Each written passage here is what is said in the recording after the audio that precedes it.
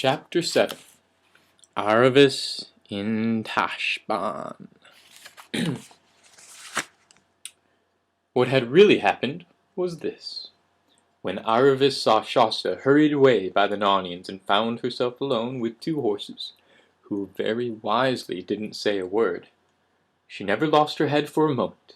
She grabbed Bree's halter and stood still, holding both horses, and though her heart was beating as hard as a hammer, she did nothing to show it. As soon as the Narnian lords had passed, she tried to move on again. But before she could take a step, another crier, "Brother, all these people," thought Aravis, was heard shouting out, "Way, way, way, way for the Tarkina la Saraline."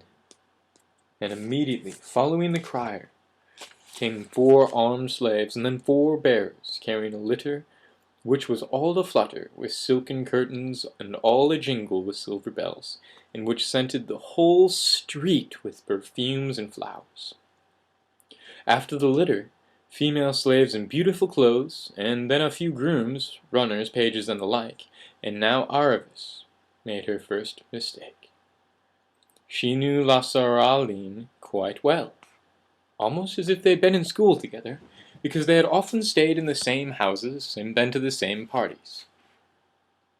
And Aravis couldn't help looking up to see what La Saraline looked like now that she was married and a very great person indeed. It was fatal.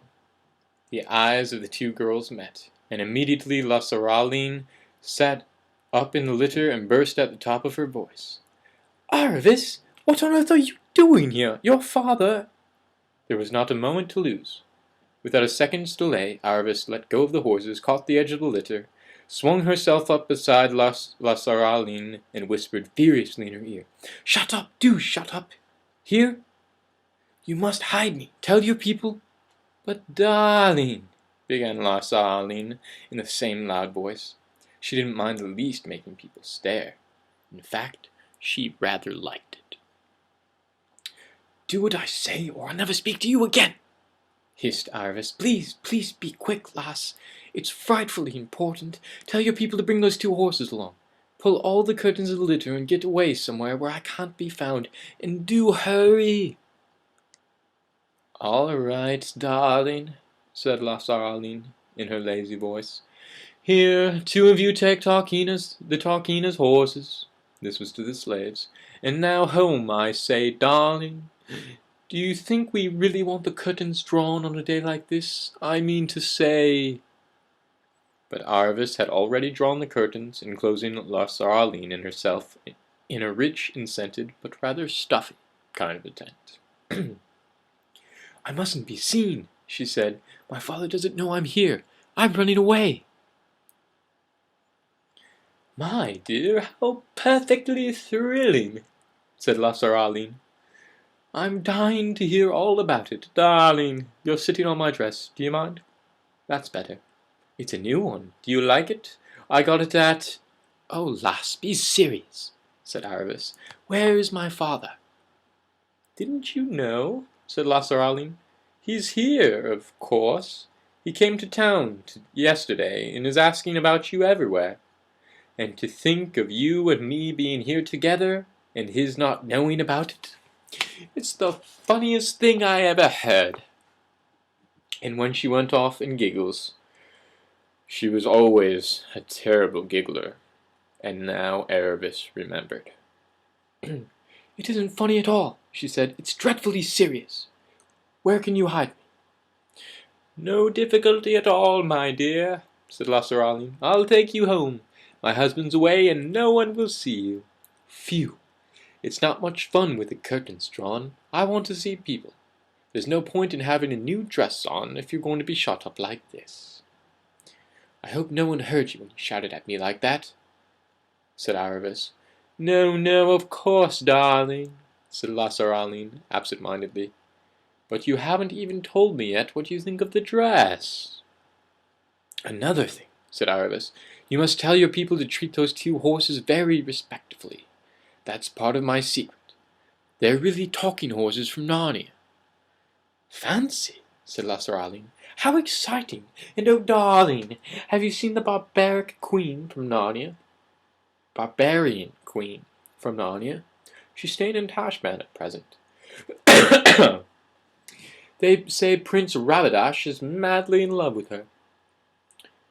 There have been the most wonderful parties and hunts and things like all this last fortnight. I can't see that she's so pretty myself, but some of the Narnian men are lovely. I was taken out on a river party the day before yesterday, and I was wearing my... How shall we prevent your people telling everyone you've got a visitor, dressed like a beggar's brat in your house? It might so easily get round to my father. Now, don't keep on fussing, there's a dear, said Lasaraline. We'll get you some proper clothes in a moment. And here we are. The bearers had stopped, and the litter was being lowered. When the curtains had been drawn, Arvis found that she was in a court garden very like the one that Shasta had been taken into very few moments in another part of the city. Lasaraline would have gone indoors at once, but Arvis reminded her in a frantic whisper to say something to the slaves about not telling anyone of their mistress's strange visitor. Sorry, darling. It had gone right out of my head, said Lasaraline. Here, all of you, and you, doorkeeper, no one is to be let out of the house today. And anyone I catch talking about this young lady will be first beaten to death and then burned alive, and after that will be kept on bread and water for 6 weeks. There. Although Lasaraline had said she was dying to hear Arvis's story, she saw no sign of really wanting to hear it at all. She was, in fact, very much better at talking than listening. She insisted on Arvis having a long and luxurious bath. Calormain baths are famous. And then dressing her up in the finest clothes before she would let her explain anything. The fuss she made about choosing the dresses nearly drove Arvis mad.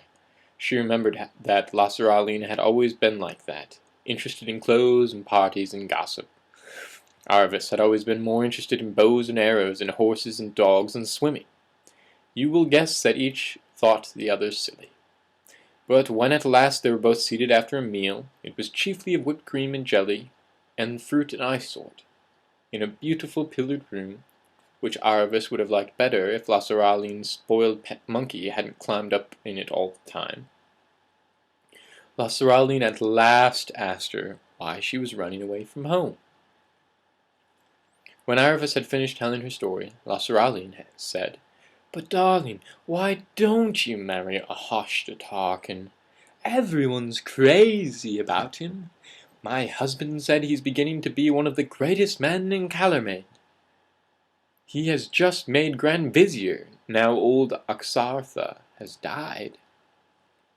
Didn't you know? I don't care.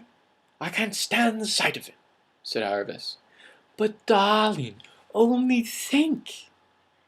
3 palaces, and one of them that beautiful one down on the lake at Ilkeen. Positively ropes of pearls, I'm told, baths of ass's milk. And you'd see such a lot of me. He can keep his pearls and palaces as far as I'm concerned, said Arvis. You always were a queer girl, Arvis, said Lasaraline. What more do you want? In the end, however, Arvis managed to make her friend believe that she was in earnest and even to discuss plans. There would be no difficulty now about getting the 2 horses out to the north gate and then onto the tombs.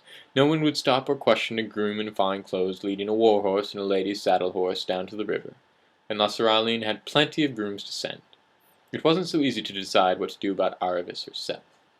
She suggested that she be carried away out in a litter with the curtains drawn, but Lasaraline told her that litters were only used inside the city, and the sight of one going out through the gate would be certain to lead to questions.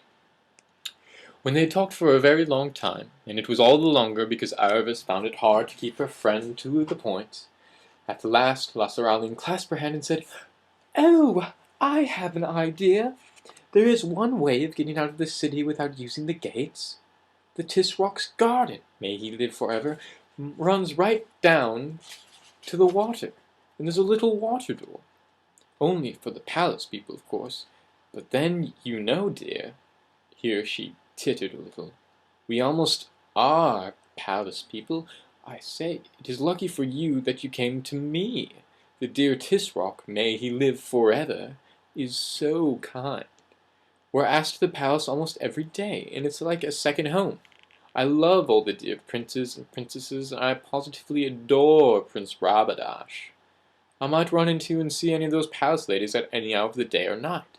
Why shouldn't I slip in with you after dark and let you out by the water door? There are always a few punts and things tied up outside it, and even if we were caught, all would be lost," said Aravis. "Oh, darling, don't get excited," said Lasaraling.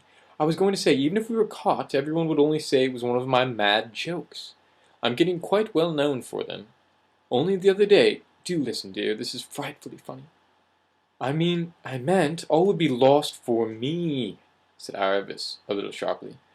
"Oh, ah, yes, I do see what you mean, darling. Well, can you think of any better plan?" Aravis couldn't, and answered, "No, we'll have to risk it. When shall we start?" "Oh, not tonight," said Lasaraling. "Of course not tonight.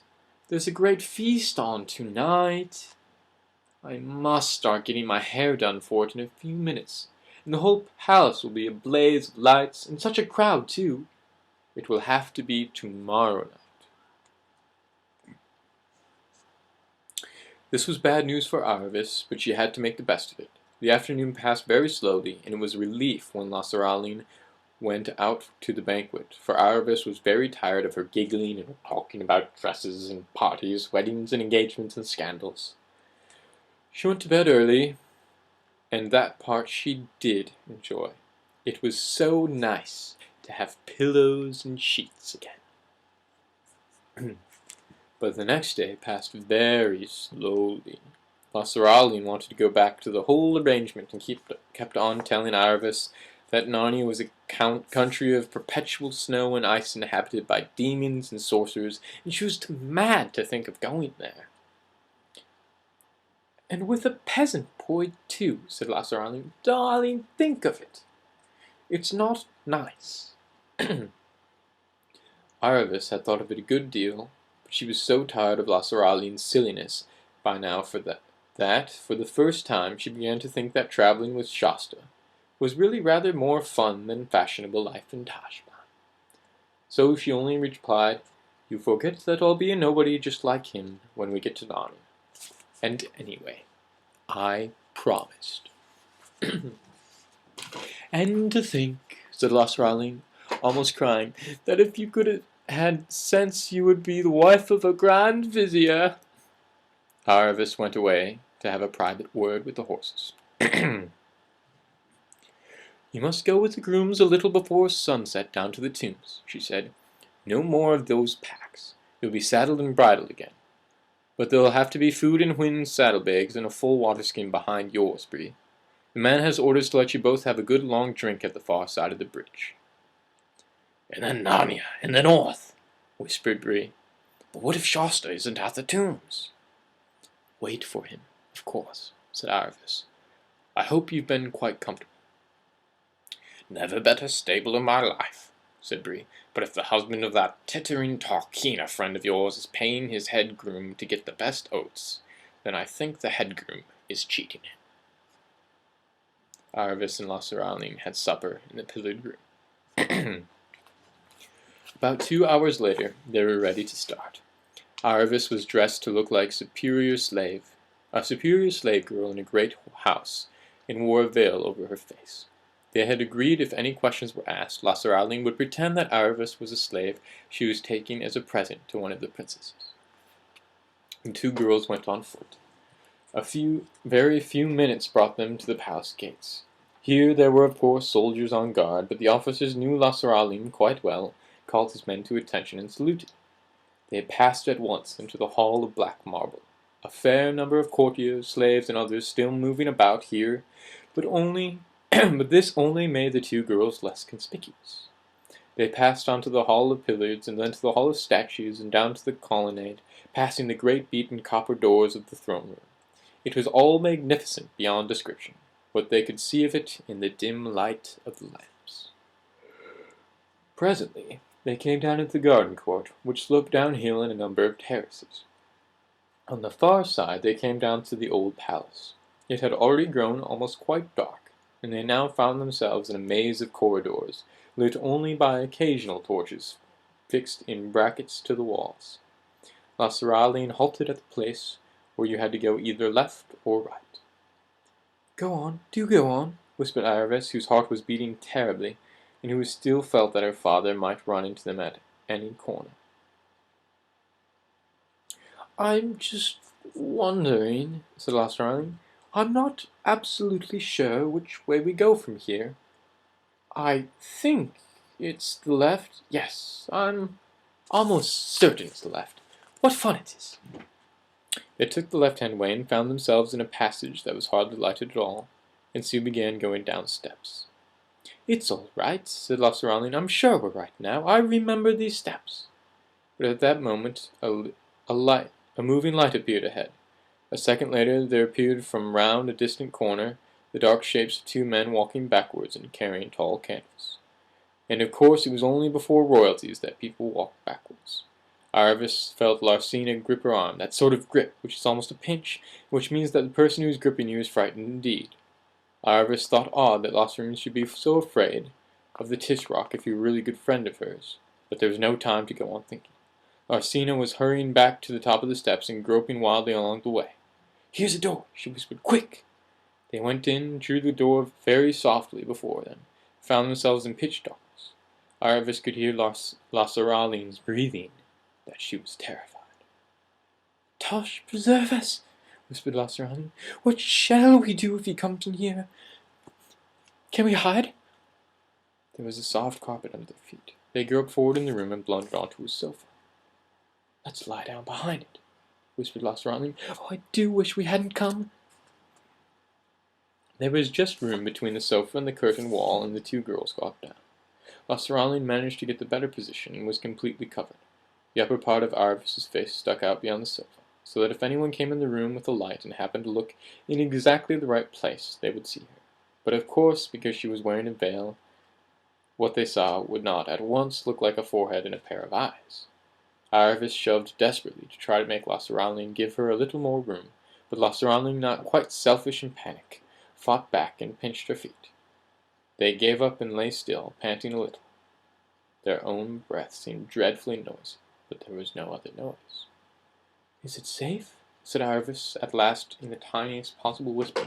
I think so," said La Seraline, "but my poor nerves." And then came the most terrible noise they could have heard at the moment, the noise of the door opening. And then came a light, and because Aravis couldn't get her head any further in behind the sofa, she saw everything. First came the two slaves, deaf and dumb as Aravis rightly guessed, and therefore used at the most secret councils, walking backwards and carrying the candles. They took up their stand on one side of each sofa. This was a good thing, for of course it was now harder for anyone to see Aravis once a slave was in front of her, and she was looking between his heels. Then came an old man, very fat, wearing a curious pointed cap, by which she immediately knew he was the Tisroc. The least of jewels with which he was covered was worth more than all the clothes and weapons of the Narnian lords put together. But he was so fat, and such a mass of frills and pleats and baubles and buttons and tassels and talismans, that Aravis couldn't help thinking the Narnian fashions, at any rate for men, looked nicer. After him came a tall young man with a feathered and jeweled turban on his head and an ivory-sheathed scimitar at his side. He seemed very excited, and his eyes and teeth flashed fiercely in the candlelight. Last of all came a humpback, wizened old man in whom she recognized with a shudder the Grand Vizier and her own betrothed husband, Ahashta Tarkin himself. As soon as all three had entered the room and the door was shut, The Tisroc seated himself on the young Divian with a sigh of contentment. The young man took his place, standing before him, and the Grand Vizier got down on his knees and elbows, and laid his face flat on the carpet. The end of chapter 7.